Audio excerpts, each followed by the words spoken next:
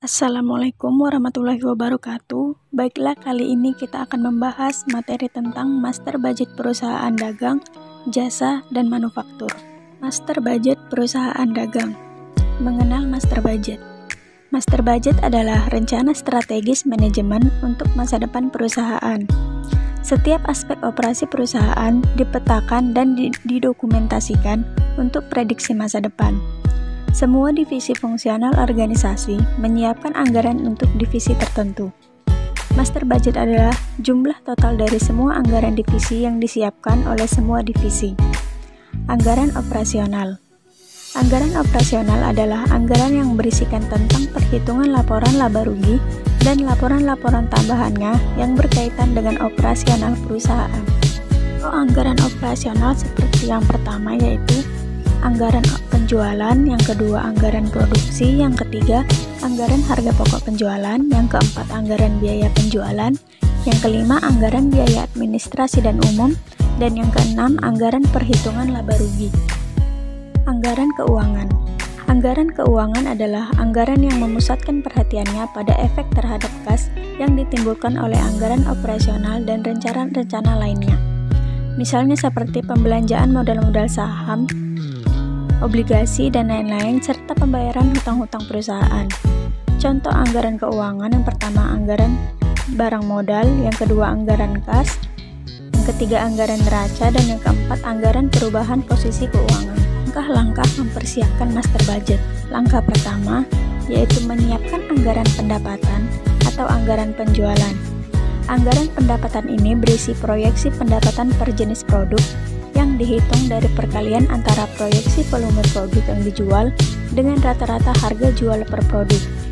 Langkah kedua, anggaran produksi ini menjelaskan berapa unit produk yang harus diproduksi untuk memenuhi kebutuhan penjualan dan inventory yang diinginkan perusahaan. Anggaran produksi dinyatakan dalam bentuk satuan unit produksi, bukan nilai moneter. Langkah ketiga, setelah berhasil menyusun anggaran produksi, maka selanjutnya anggaran biaya bahan baku langsung, anggaran biaya tenaga langsung, dan anggaran biaya overhead disusun. Langkah keempat, buat anggaran biaya tenaga kerja langsung. Jelaskan juga mengenai jam kerja langsung total dan tarif upah tenaga kerja langsung per jam yang diperlukan untuk memproduksi unit produk sesuai anggaran produksi. Langkah kelima, anggaran biaya overhead pabrik menyajikan estimasi biaya manufaktur tidak langsung. Berbeda dengan biaya bahan baku langsung dan biaya tenaga kerja langsung, biaya overhead pabrik tidak dapat diidentifikasi antara input dan output untuk setiap pembeliannya. Keenam, langkah selanjutnya setelah menghitung anggaran biaya produksi, anggaran yang harus disusun adalah ending inventories budget. Langkah ketujuh, siapkan anggaran beban pokok penjualan. Data untuk menyusun anggaran beban pokok penjualan ini telah tersedia. Langkah ke-8, anggaran biaya non-manufaktur berisi anggaran biaya pemasaran dan anggaran biaya administrasi. Anggaran biaya pemasaran mencakup anggaran untuk kegiatan pemasaran, penjualan, dan distribusi produk ke distributor, retailer, atau konsumen akhir. Langkah ke-9, berdasarkan anggaran yang telah disusun di atas, selanjutnya disusun budget dan proforma income statement sesuai dengan format laporan laba rugi perusahaan. Rencana anggaran biaya perusahaan manufaktur. Kebijakan anggaran operasional perusahaan terdiri dari yang pertama anggaran penjualan, yang kedua anggaran produksi. Dalam hal ini, contoh biaya produksi lainnya adalah sebuah biaya yang dikeluarkan untuk menghasilkan sebuah produk. Yang ketiga, anggaran persediaan akhir bahan langsung. Untuk menjaga kualitas bahan baku yang berada di gudang, dibutuhkan biaya, sehingga biaya-biaya tersebut harus dimasukkan dalam anggaran induk atau master budget. Yang keempat, anggaran bahan langsung. Yang kelima, anggaran tenaga kerja. Dan yang keenam, anggaran biaya overhead pabrik atau BOP. Yang termasuk biaya overhead pabrik atau BOP adalah biaya bahan tak langsung, upah tenaga kerja tak langsung, perawatan, dan reparasi. Semua biaya-biaya tersebut harus diperhitungkan secara akurat dan menjadi bagian penting dari sebuah anggaran induk. Karena anggaran keuangan terbagi menjadi dua. Yang pertama, anggaran kas atau penerimaan dan pengeluaran.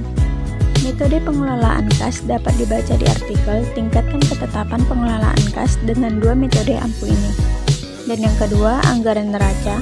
Semua yang berkaitan dengan laporan neraca mulai dari transaksi awal hingga neraca akhir bisa Anda pelajari step by step di siklus akuntansi lengkap dari A hingga Z. Kebijakan anggaran operasional terdiri dari yang pertama anggaran penjualan, yang kedua anggaran pembelian. Harus benar-benar dipahami hal-hal yang berkaitan dengan anggaran pembelian, misalnya pengertian belanja. Yang ketiga, anggaran persediaan akhir. Yang keempat, anggaran harga pokok penjualan. Yang kelima, anggaran biaya operasional.